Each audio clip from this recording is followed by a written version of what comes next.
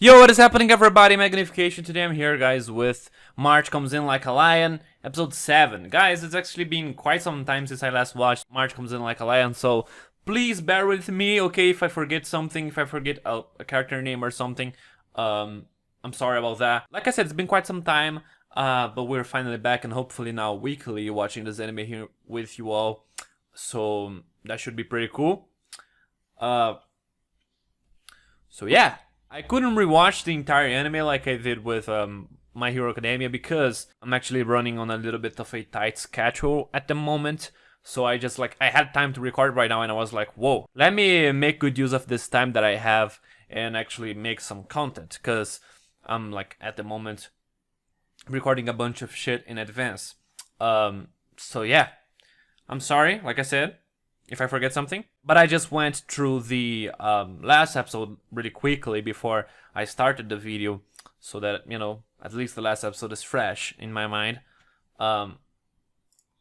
In a way, you know, of course not as much as I wanted it to be, but yeah. Basically in the last episode we got teased about this guy in the past that they knew about. Even to this day he's a really good Shogi player. So I cannot wait to get more of that. And of course we got a lot of other good as hell shit, like always in this show, you know what I mean? Bro, that scene that we got last time, that scene in the fucking where we had the sea and Ray was swimming and the piano in the background, the art style for that scene, everything, that's probably one of my favorite scenes in this show so far. That was just amazing. Okay, let me just tell you that. Also, at the end of the episode, we got Hina. We got a funny moment there with her. And that guy that Hina likes showing up at the end of the episode where they were at in this little store here. That was just fucking amazing, bro. Funny as hell. So, I wonder what we're gonna have this episode. Sorry guys, just adjusting some things here in my desk. She just fucking ran away, right? She couldn't, she was too embarrassed. And we ended off with basically this guy and Rei at the table, right? Since Hina left. I wonder if we're gonna get a conversation between them, or if they're just gonna straight up, skip the whole thing there, cause I don't know. Man, let's just see, okay? Let's just get into episode 7. Link is at the description. Go check it out and come back to YouTube after you're done with that to watch the post-episode discussion. So with that out of the way, let us get straight into it.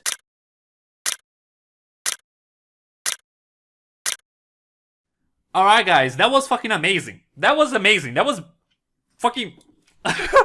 that ending, bro. I fucking know how to play Shogi now after that, honestly. That was fucking cool. Bro, this episode was great. It was a wholesome as hell episode most of the part. I mean, the entire episode pretty much was wholesome. Just there wasn't any depressing shit like there usually is. So it was really fucking good. The interactions with Grandpa, the cats, fucking bro, everything was amazing. Okay, everything. So let me go through the episode from the beginning. So we start the episode with an interesting scene there with Ray, right? He's asking himself if I think I have no reason to win, why is it so painful to lose? That shows that there actually is a reason for winning. I think he just has to find that reason, you know? He just has to realize. He doesn't know yet, but he will one day. So yeah, we start out basically after that little pre-intro, pre-opening scene right there. We go to where we left off last time with Takahashi, and I can already see that there's probably some fucking shipping, isn't it? Between both of them. I'm sure there is, because that was how he was embarrassed as hell. You know, I can see where that probably already left some space for shipping. But yeah, anyways, that was really the whole interaction was fucking amazing, bro. What the fuck? How this guy right here, he's also embarrassed a little bit for being able to talk with Kiriyama because he heard about Kiriyama from his dad. His dad said, bro, look at this guy, this kid right here, he became a professional. Since this boy wants to do that as well, he also wants to become a pro in baseball. his dad was just showing that to give him inspiration, I think. And Takahashi was just like, let me actually try to talk to him in real life. Let me find him and fucking, like talk to him and ask him stuff. The whole thing about the memories, all of that was fucking good.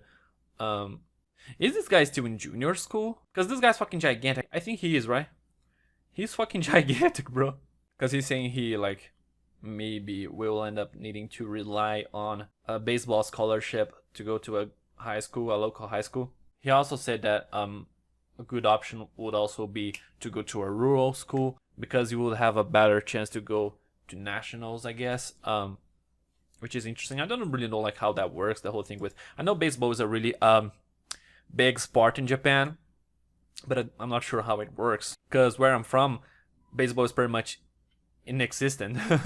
so yeah, he's saying that he actually made a decision already with the help of his coach to go to a high school in a city here that he mentioned. Let me see what the name was.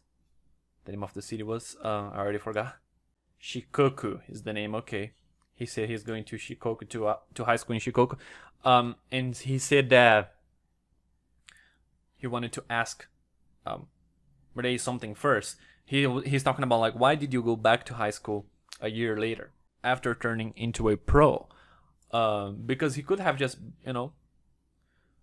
ditched school, I guess. He wasn't going to school anymore, right, at some point today. Because he was just like making money. He was working basically. So he didn't like really need to go to school. So Takahashi is asking him why he made that decision to go back later. And yeah, they said, right, that looking at this boy, looking at Takahashi, he realized that he needed to give him a sincere fucking answer. And he doesn't really talk about this with a lot of people, right? So like he was like, bro, this was a kind of a first experience for him, I guess. Because he talked about being a pro and all that shit with his teacher, but this is a guy that is trying to follow his same path in a way, right? Of course, it's a different sport, but so he's like, bro, I need to give this boy an honest fucking answer to his question. He's saying that he doesn't like, he's not good at socializing, all that shit, and that he never really fit in school much, and that he also doesn't really regret deciding to become a pro. This is something that he doesn't regret, which is pretty cool. And he said he wanted memories of not running away. Bro, that was fucking interesting. Memories of not running away. Does he mean that like basically by becoming a pro and not going to school, he was like running away? So this time he's like facing on, like going to school, even though he's not good at socializing or any of that shit. He's doing it for himself. I might be interpreting this wrong, especially since it's been quite some time since I last watched this, but hopefully I'm not. And then Takahashi also talks about the whole thing about memories of running away, and he said that he did that before, of course, lacking off, running away, that kind of shit. And his coach always tries to cheer him up, saying, do your best, you can do it, all that shit, that coach shit. But he said, even if you have even one memory of like something bad you did, like of slacking off or something like that, you are gonna remember that. It's gonna be something that is gonna like hunt you down for a long time. It doesn't matter how much good things you do, the bad things always stand up. And that's definitely true. That's definitely true.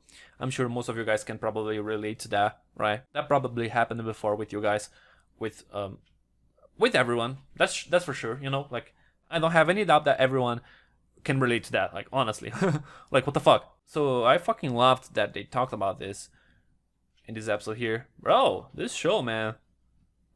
Yeah, he said that is gonna like, doesn't matter how motivated you are, if you remember that shit, that bad thing.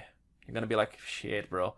In his case, which is baseball, he's talking about like slacking off. He's gonna remember that he slacked off that the other day. He's gonna be like, shit, bro, I can't fucking do this. It doesn't matter how much his coach fucking helps him out, cheers him on, and all of that. Like that doesn't really matter. That's some psychological shit right there. That this case they're talking about sports, but it can also apply to pretty much anything in life, which is pretty cool that they, like I said, I just fucking love this This whole interaction here was just amazing. So yeah.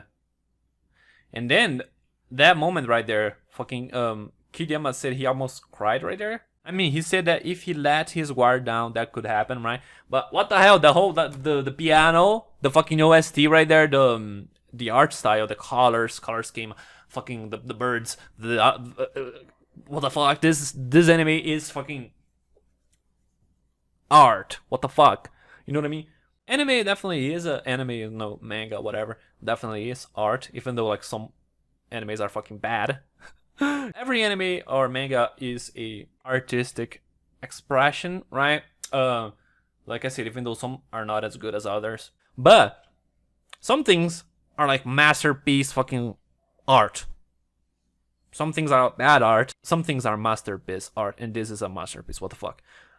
I mean, it's a little early to say that, right?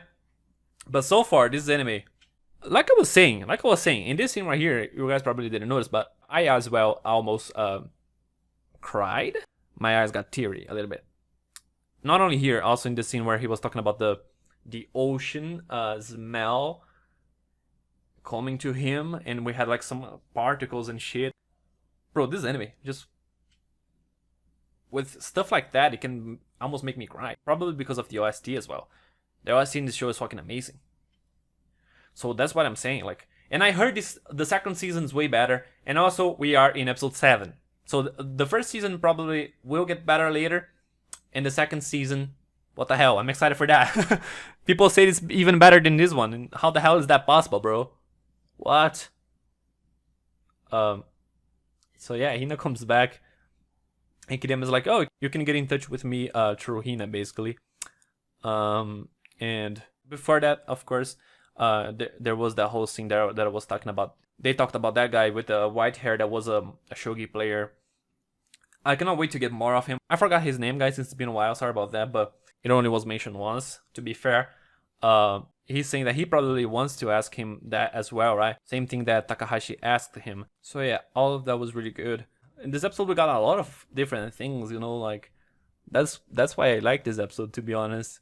We got Hina. This was probably the most embarrassed I've seen a character be in anime in my life, honestly. Like, I really like how they do this, that she's fucking, you know, because some animes will do the fucking red thingies there to show that the person is embarrassed, but here Hina is straight up just rad. She's rad. I like the way that they do this, honestly. And Kiriyama is talking about how she usually has like a very intense emotions for everything, pretty much, right? Or she's either very energetic or very sad or very fucking mad, you know. She's a person of extreme personality, I guess that's a way to put it. And this is also an extreme fucking level of, like I said, embarrassment, right? Yeah. So they're doing curry, and bro, I don't know why the hell Hina is scared about like serving him curry, because that shit just looks fucking good, especially the little touch. Even the just normal curry would be good, okay? Let me just tell you that. But the special touch that Kari gave in the dish made it fucking even better. With a fucking karage. Bro, I'm hungry now. I'm probably gonna like eat now, right after I finish this video, because of this anime. What the hell? That's why I cannot watch Shokugeki no Soma, guys. If I watch that anime, I don't know what's gonna happen. I'm not gonna be able to control myself. I'm just gonna like start eating on camera. So yeah, I fucking loved the fact that Nikaido is a commentator. This is something so random, you know, so fucking random that I was like, what the fuck? Oh, also, Ray has been hiding the fact that he's a professional for a while, apparently, right? Hina's like, are you not just in a shogi school club? She has no idea. I thought she knew. I probably missed something. I thought she knew that he was a professional. Huh. The heck? Then the grandpa showing up to add to the fucking awesomeness of the anime, because the grandpa is amazing. Let me just tell you that. You guys already know that. If you watch my reactions, you know that I love the grandpa. So like whenever he's on screen, the episode definitely gets better just by the fact that he's there. Okay, let me just say. But yeah, Kiriyama did an interesting move. That it was an aggressive move apparently. but it was the losing move. I wonder if he was doing that because he was losing on purpose. I don't think that was the case, but maybe he was just being aggressive for some reason in the match. And Nikaido is just ranting about it, saying like, "What the fuck? You used to be more careful back then. You used to like have a more balanced game, basically." Because right now looks like he's more aggressive in his games. Momo just watching him on TV because she thinks he's Bodoro. That was just amazing. They are best friends, and everyone's noticing that they're definitely best friends.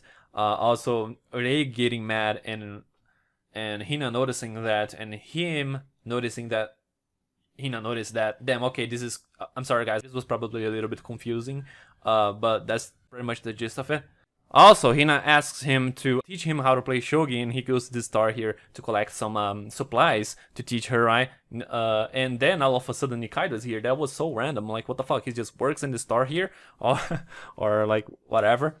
Maybe the star is his, because he's a rich guy, so I wouldn't doubt that. But yeah, that was just really funny how he was just randomly there. And then the whole Rei being a sensei, and then Nikaido being a sensei as well, and we seeing like the differences between them. Rei is just a guy that fucking explains things too fast, and I being there, I know what that feels like. I usually take some time to understand games when I'm playing games with like friends and stuff. I'm usually like, what the fuck? What do I do now? Because people, I don't know, man. I don't know, I'm just slow when someone's telling me the rules and shit. If they talk like Rei was talking right there, I just don't know what to do, you know what I mean? But then we have Nikaido, and Nikaido is just teaching them with a little beginner book, which is just fucking amazing. Like, I'm sure Hina and even Momo are understanding the game now. That's for sure. And that was just fucking cute. The whole cats, the song at the end too, the ED, special ED for this episode that they did, like teaching us how to play Shogi. That was just very funny. Guys, I think I'm gonna finish this video off, okay? If you guys enjoyed this video, hit that thumbs up. Comment down below what you thought. Subscribe to the channel if you're new and this is the first video you're watching. I have a lot of different shows that I'm watching right now, so check that out if you're interested, and subscribe if you're interested in watching more videos as they come up in the channel. So yeah, like I said, thanks a lot for watching. See you all next time. Peace.